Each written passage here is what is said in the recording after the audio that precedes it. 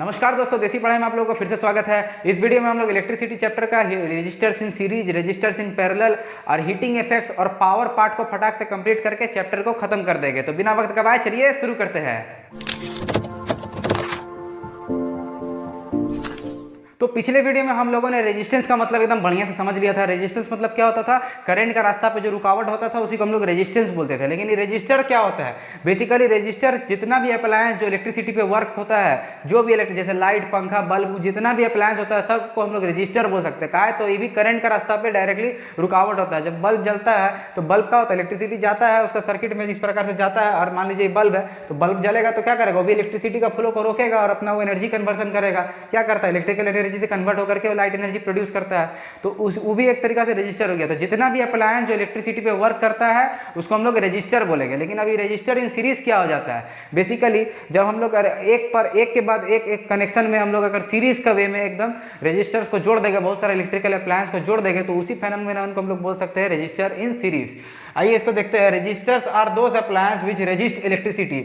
All appliance which uses electricity resist energy electricity. जितना भी appliance होता है आपका जो इलेक्ट्रिसिटी को यूज करता है, सब कोई इलेक्ट्रिसिटी को रेजिस्ट करता है। ठीक है। अब यहाँ पे देखिए हम लोग का यहाँ तो सीरीज कनेक्शन का एग्जांपल ले लिए है रेजिस्टर इन सीरीज का। यहाँ से बैटरिया है, बैटरिया से जब इलेक्ट्रिसिटी जाएगा तो सबसे पहले R1 पे जाएगा, यानी रेजिस्टेंस 1 है, रजिस्टर 1 पे जाएगा तो इसको एकदम मस्त एकदम पूरा वोल्टेज मिलेगा। तो यहाँ से हम लोग क्या कि एक तो वोल्ट मीटर जोड़ दिए यहाँ पे हम लोग देखने के लिए एक्सपेरिमेंट के थ्रू में। तो जब यहाँ पे वोल्ट मीटर जोड़ेगा तो यहाँ पे देखिएगा वोल्टेज सबसे ज़्यादा रहेगा। फिर उसके बाद जब R2 में करंट जाएगा तो उस R2 में वोल्टेज थोड़ा सा उससे कम हो जाता है। फिर R3 में जब जाएगा तो वोल्टेज और कम हो जाएगा। इसका सबसे अच्छा एग्जांपल आप ले सकते हैं टुन्नी बल्ब से। टुन्नी बल्ब में देखिएगा जो पहला जब चाइना वाला जो आगे का पुराना बल्ब सब रहता था उसमें पहला वाला बल्ब बहुत ज़्यादा ग्लो करता था, लास्ट वाला में एकदम थोड़ा लाइट हल्का डिम हो जाता था। वो बेसिकली क्या होता था, जो लास्ट वाला बल्ब में वोल्टेज उतना अच्छा से उसको सप्लाई मिल नहीं पाता था। ठीक है। तो इसी प्रकार से हम लोग यहाँ सर्किट में भी देख रहे हैं, जो वोल्ट मीटर जो पहला वाला वोल्ट मीटर रहेगा उसमें सबसे ज़्यादा रीडिंग आएगा, सेकंड वाला में उससे कम रहेगा, थर्ड वाला में उससे और कम रहेगा। ठीक है। तो इसी प्रकार से अगर हम लोगों को इस सर्किट में टोटल वोल्टेज अगर नापना होगा तो अगर हम लोग इन तीनों वोल्टेज को जोड़ देंगे, यानी V1, V2, V3 तीनों को जोड़ देंगे तो टोटल वोल्टेज हमारा इस सर्किट में मिल जाएगा। इसी प्रकार से आपका बहुत सारा न्यूमेरिकल्स रहता है जिसमें बोलता है कनेक्शन को दे देता है आपका सीरीज में, आपको बोलता है क्वेश्चन में निकालने के लिए टोटल वोल्टेज कितना है, या फिर टोटल वोल्टेज दे दिया है, दो वोल्टेज का आपको वैल्यू दे देगा, तीसरा का बोलेगा निकालने के लिए। बहुत तरह का क्वेश्चन है, हम लोग एक पर्टिकुलर वीडियो में उसके बाद हम लोग करेंगे सब सॉल्व। उसके बाद देखिए हम लोग रेजिस्टेंस का वैल्यू, रेजिस्टर का वैल्यू कैसे निकाल सकते हैं। रेजिस्टर का भी बेसिकली यूनिट जो रहेगा ओम पे रहेगा, रेजिस्टेंस क्योंकि ओम रहता है उसका ऐसा यूनिट। तो यहाँ पे जब R1, R2, R3 का हम लोग अगर टोटल वैल्यू को जोड़ देंगे तो सीरीज में बेसिकली क्या होता है, सीरीज में अगर हम लोगों को रेजिस्टेंस टोटल कैलकुलेट करता है तो सिंपली हम लोग सीधा जोड़ देते हैं, जितना रेजिस्टर रहेगा सीरीज में उसको सिंपली एकदम जोड़ देते हैं और उसका वैल्यू आ जाता है। जबकि पैरेलल पे केस अलग होता है। पैरेलल पे क्या केस होता है आइए देखते हैं। पैरेलल कनेक्शन क्या होता है? बेसिकली जब हम लोग रेजिस्टर्स को पैरेलली जोड़ देते हैं, एक का पैरेलल पे दूसरा, दूसरा का पैरेलल पे तीसरा, और जितना आपका इच्छा जोड़ सकते हैं। जब भी रेजिस्टर्स लोग पैरेलली जब हम लोग जोड़ेंगे तो उसको हम लोग पैरेलल कनेक्शन बोलते हैं। इसका क्या क्या फीचर्स होता है? Voltage is same for all resistors. देखिए जब पैरेलली हम लोग जब कनेक्शन जोड़ते हैं तो ये जितना भी रेजिस्टर्स है उस सब में वोल्टेज जो है बराबर आ रहा है, चाहे आप R1 को पकड़िए, R2 को पकड़िए, R3 को पकड़िए। क्योंकि देखिए यहाँ से देखिए जब यहाँ तार आ रहा है, तार से करंट आ रहा है तो करंट यहाँ पे तीन को डायरेक्शन में चल जा रहा है, इक्वली सब जगह इक्वली जा रहा है। करंट जो है तीनों जगह इक्वली जा रहा है। तो वोल्टेज बाबू, वोल्टेज तो पहला वाला को हम लोग क्या पिछला सीरीज कनेक्शन में पढ़े कि पहला वाला जो रजिस्टर रहता है उसमें ज्यादा वोल्टेज मिलता है, फिर दूसरा में उससे कम, तीसरा में उससे भी ज्यादा कम। लेकिन यहाँ पे देखिए सब साथे में जो है करंट घुस रहा है, साथे में यहाँ पे करंट घुस रहा है, इसलिए सबको वोल्टेज जो है बराबर मिल रहा है। तो हम लोग बोल सकते हैं कि पैरेलल कनेक्शन में हमेशा वोल्टेज जो होता है बराबर होता है। ठीक है। This type of connection is used in our home. देखिए घरों में भी हमारा बेसिकली पैरेलल कनेक्शन ही किया रहता है। घर में क्या रहता है हम लोग का बेसिकली लाइव वायर जाता है जिसको हम लोग फेज वायर बोलते हैं, और वही फेज वायर पे जितना भी हमारा घर का अप्लायंस, जितना भी स्विच बोर्ड सब उसी में कनेक्टेड रहता है।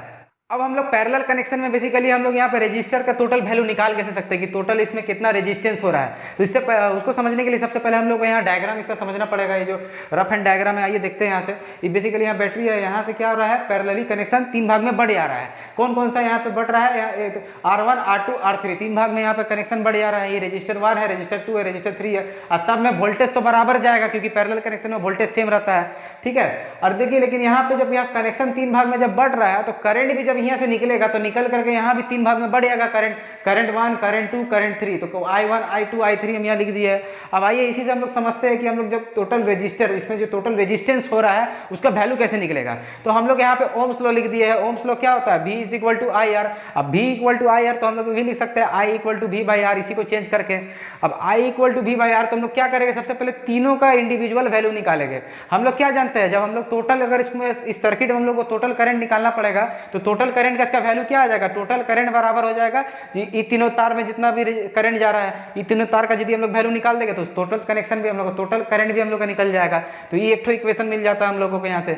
दूसरा हम लोग को क्या करना पड़ेगा, हम लोग यहाँ ओम्स लॉ अप्लाई जब करेंगे इन तीनों रजिस्टर पे, पहले एक रजिस्टर हम लोग क्या किए, ओम्स लॉ को हम लोग जब पकड़े तो करंट बराबर हो जाता है वोल्टेज बाय रेजिस्टेंस। उसी प्रकार से हम लोग इन तीनों कनेक्शन पे, यानी जो तीनों पैरेलल कनेक्शन है, इन तीनों को अभी हम लोग वैल्यू निकाल सकते हैं। तो इन तीनों का वैल्यू क्या हो जाएगा, I1 का बराबर हो जाएगा V बाई R1, I2 बराबर हो जाएगा V बाई R2, I3 बराबर हो जाएगा V बाई R3। I का मतलब हो जा रहा है करंट, V का माने वोल्टेज और R का माने रेजिस्टर। यहाँ पे जब हम लोग इन तीनों, अब ये तीनों इक्वेशन को हम लोग, ये जो वैल्यू निकल रहा है I1, I2, I3 को, ये हम लोग सिंपली ई इक्वेशन में बैठा देंगे। जो करंट का हम लोग सबसे पहला इक्वेशन निकाले, करंट का क्या इक्वेशन निकाले थे, ये टोटल करंट बराबर हो जा रहा है I1, I2, I3, तीनों का ऐड करेंगे। तब इन दोनों को जब हम लोग वैल्यू बैठा देंगे तो I बराबर हो जाएगा V by R, total voltage by total resistance.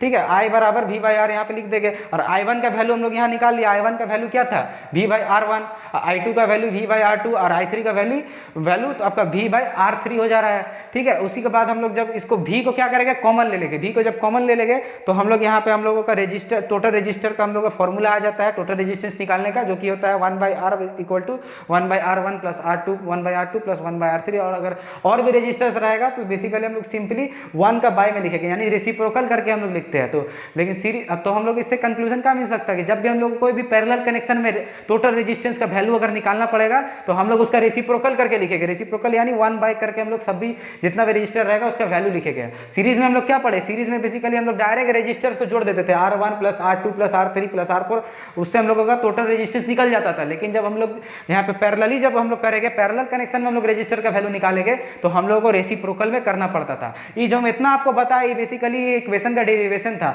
जितना भी न्यूमेरिकल्स बनेगा पैरेलल कनेक्शन का ऊपर, वो बेसिकली ये जो ग्रीन वाले से लिखा हुआ है इसी इक्वेशन से बनेगा। इस चैप्टर के जितना भी न्यूमेरिकल्स है वो आपको सेपरेट वीडियो में अपलोड कर दिया जाएगा। अब आइए हम लोग बढ़ते हैं heating effects of electric current पे। अब चलिए हम लोग हीटिंग इफेक्ट्स ऑफ इलेक्ट्रिसिटी को समझ लेते हैं। हीटिंग इफेक्ट क्या होता है, basically every appliance work which work on electricity heats up while working. जितना भी अप्लायंस होता है जो इलेक्ट्रिसिटी पे वर्क होता है वो सब हीट करता है। चाहे आप एक छोटा सा एलईडी बल्ब बोलिए, या अपना लैपटॉप बोलिए, या मोबाइल बोलिए, या कुछ भी बोलिए, जितना भी अप्लायंस रहता है वो हीट करता ही है, कम ज़्यादा वो रेजिस्टेंस के ऊपर मैटर करता है। Heating effects of electric appliance occurs due to resistance. Resistance की वजह से बेसिकली हीटिंग इफेक्ट होता है, क्योंकि देखिए क्या होता है वहाँ पे, जब बाई चांस आप एक तो बल्ब का एग्जांपल लीजिए, जब इलेक्ट्रिसिटी जाता है कनेक्शन से और वो बल्ब में जब घुसता है तो जब वहाँ से इलेक्ट्रिकल एनर्जी आपका लाइट एनर्जी में कन्वर्ट होता है तो वहाँ पे बहुत ज़्यादा रेजिस्टेंस क्रिएट हो जाता है। और वही रेजिस्टेंस जब क्रिएट होता है, इलेक्ट्रॉन्स को वहाँ पे इलेक्ट्रिसिटी को रुकना पड़ता है। अब जो रुक जाता है तो लोग गर्मा जाता है, गर्माने की वजह से वहाँ पे हीट भी प्रोड्यूस हो जाता है। तो जब भी आप इलेक्ट्रॉन्स को मैंने इलेक्ट्रिसिटी को रोकने का कोशिश करिएगा तो गर्म हो जाएगा। कहा है तो जा करके रहेगा अपना, उसको जहाँ जाना है वहाँ जा करके रहेगा। जितना आप उसको रोकिएगा उतने ज़्यादा गर्म होगा, तो जितना ज़्यादा रेजिस्टेंस रहेगा उतने ज़्यादा वो गर्म हो जाएगा। ठीक है, अब आइए इसको निकालने का फॉर्मूला क्या है वो देख लेते हैं। रेजिस्टेंस को बेसिकली निकालने का, सॉरी हीट को बेसिकली निकालने का फॉर्मूला होता है VIT, यानी voltage into current into time. Voltage, current और टाइम तीनों का अगर मल्टीप्लाई हम लोग कर देंगे तो हीट एनर्जी हमारा निकल जाता है। इसी में हम लोग ओम्स लॉ बैठा करके एक और इक्वेशन निकाल दिए है, heat equal to I square RT। Basically यहाँ पे V इक्वल टू IR होता है तो हम लोग वोल्टेज का जगह पे IR बैठा दिए तो यहाँ पे आई स्क्वायर RT आ जा रहा है। अब ये हीटिंग इफेक्ट्स का भी लेकर के आपका बहुत सारा क्वेश्चन न्यूमेरिकल है, जो हम लोग वो न्यूमेरिकल वाला वीडियो पे स्पेसिफिकली कर लेंगे सारा कवर अप। अब आइए हम लोग देखते हैं कि हीटिंग इफेक्ट्स का आपका क्या क्या एप्लीकेशंस होता है। हीटिंग इफेक्ट्स का हमारा इलेक्ट्रिसिटी का जो हीटिंग इफेक्ट्स होता है उसका क्या क्या हमारा फायदा होता है। तो हीटिंग इफेक्ट का हमारा यहाँ पे क्या क्या यूज हो जाता है। सबसे पहला यूज देखिए, heating effect of electric current is use to produce light in bulb. Bulb में जो लाइट प्रोड्यूस होता है वो बेसिकली जनरली आपका हीटिंग इफेक्ट से प्रोड्यूस होता है। कैसे, देखिए जब बल्ब में यहाँ से इलेक्ट्रिसिटी घुसेगा तो इलेक्ट्रिसिटी घुसने के बाद ये जो टंगस्टन का जो वायर रहता है ये पूरा गर्म होता है। टंगस्टन का बेसिकली मेल्टिंग पॉइंट बहुत हाई रहता है, जिसका वजह से वो मेल्ट नहीं करता और उसको गर्म किया जाता है। वो गर्म होता है इतना ज़्यादा गर्म होता है कि गर्म होकर के जलने लगता है। जल उठने की वजह से उसमें से लाइट एनर्जी यूज होता है। बेसिकली जो पुराना जमाना का ये सब जो बल्ब आता था, ये बल्ब में आपका मैक्सिमम इलेक्ट्रिसिटी आपका हीटिंग इफेक्ट खा जाता था। इसलिए देखिएगा जब बल्ब जलता था तो उसको खोलने जाते थे तो एकदम कपड़ा से पकड़ के खोलते थे, काहे तो बहुत ज़्यादा गर्म हो जाता था। नेक्स्ट यूज़ क्या हो जाता है हमारा इलेक्ट्रिसिटी का हीटिंग इफेक्ट का, heating effects of electric current is use in fuse.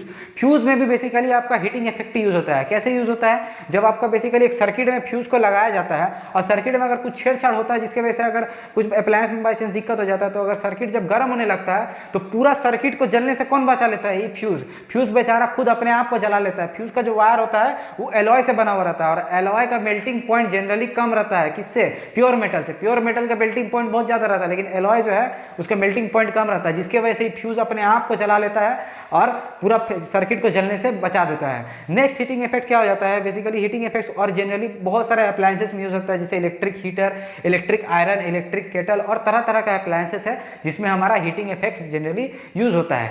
अब चलिए हम लोग इस चैप्टर का लास्ट टॉपिक पे पढ़ते हैं जो कि है इलेक्ट्रिक पावर।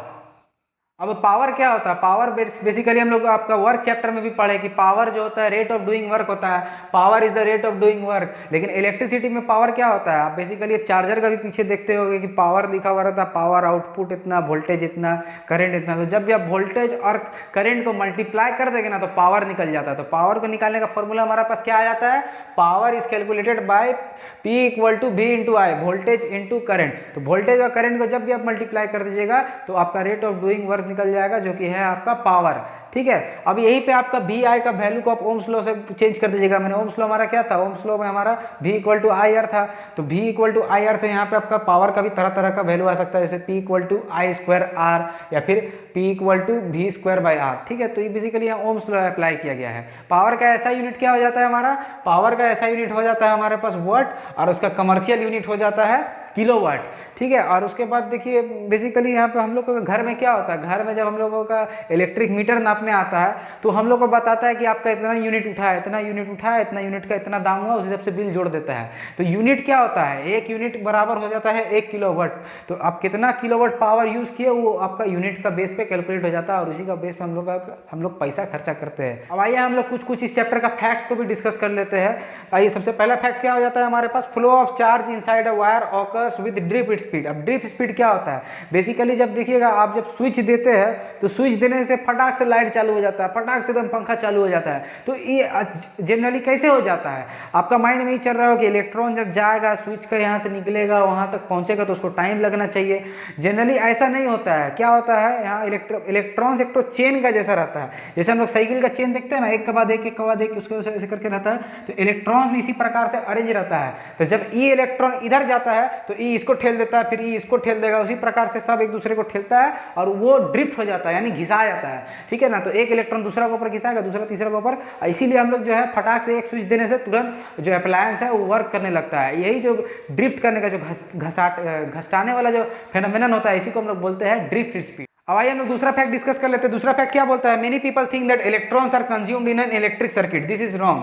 बहुत लोगों को क्या लगता है कि इलेक्ट्रिसिटी जब लोग घर में आ रहा है उसमें इलेक्ट्रॉन्स कंज्यूम हो जा रहा है, जबकि पूरा तरीका से गलत है, क्योंकि electrons can neither be created nor be destroyed. Electrons को ना ही लोग बना सकते हैं ना ही उसको हम लोग यूज कर सकते हैं, डिस्ट्रॉय भी नहीं कर सकते। जनरली हम लोग पैसा किसका भरते हैं, हम लोग we pay the electric board to provide energy to move electrons. हम लोग जो इलेक्ट्रॉन्स उन लोगों को मूव कराने का पैसा देते हैं। इलेक्ट्रॉन्स जो मूव होकर ड्रिफ्ट स्पीड से आता है हमारा मीटर में घुसता है और उस हिसाब से उतना हम लोगों का बिल बनता है। तो इसी के साथ हमारा यह चैप्टर खत्म हो जाता है। आशा करता हूँ कि वीडियो आपको पसंद आ रही होगी।